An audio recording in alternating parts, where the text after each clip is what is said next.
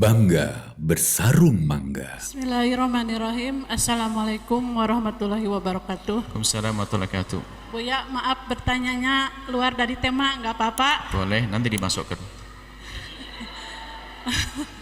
Gini Buya, nama saya Ibu Hajah Susu Silawati dari Desa Banjaran.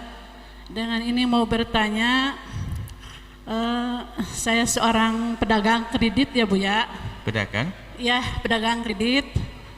Nah, gitu kalau pedagang kredit itu banyak kendalanya, yaitu banyak yang macet gitu lah ya. Banyak? Banyak yang macet. Banyak yang? Susah ditagihnya gitu Bu ya. Oh. Nah, gini permasalahannya ya Bu ya. Gimana kalau yang ditagih itu udah beberapa kali tadi, tapi nggak bisa bayar gitu ya. Nah, gini kalau kata saya itu udahlah mau disedekahkan aja gitu. Nah gimana, apa itu harus langsung sama orangnya atau cukup dengan hati Mau sendiri diikhlasin, gitu? mau diikhlasin. Ya, mau diikhlasin. Gitu aja Bu ya. Terima kasih. Wassalamualaikum warahmatullahi wabarakatuh. Waalaikumsalam warahmatullahi wabarakatuh. Kalau orang hutang, ingat ini kaidah utang. Dan subhanallah seperti itu disebutkan para ulama, dan Nabi sendiri sudah menyebutkan kalau orang ogah-ogahan membayar utang itu langsung disempitkan rezekinya.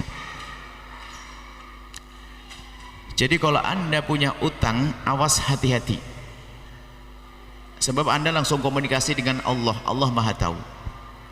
Kalau orang punya utang kok dia itu mengulur-ulur padahal dia mampu.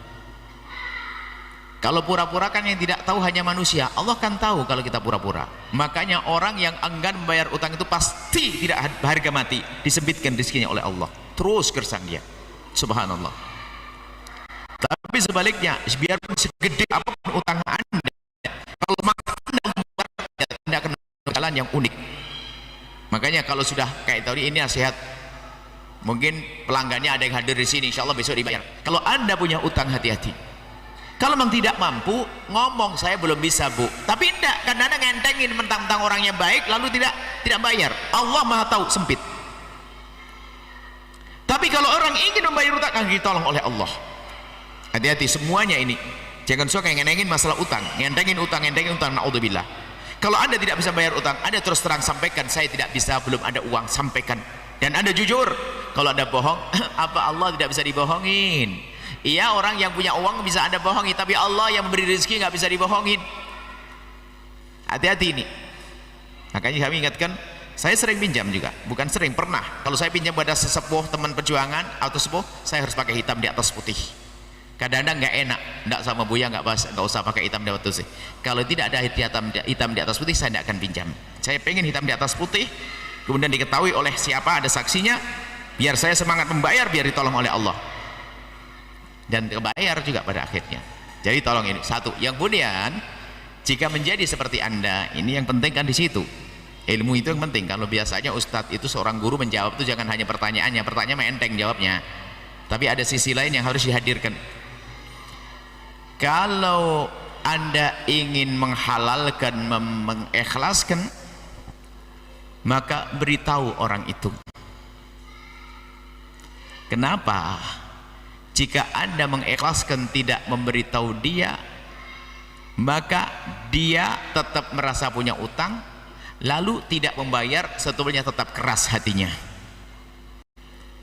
Tapi kalau Anda sampaikan, Bu, Ibu punya utang kan, ngambil barang kemarin ya, kira-kira Ibu bisa bayar belum? Oh belum. Ya sudah Ibu ya, kalau Ibu tidak bisa bayar, saya bebasin nih, saya coret ya, doain semoga baik semuanya ya.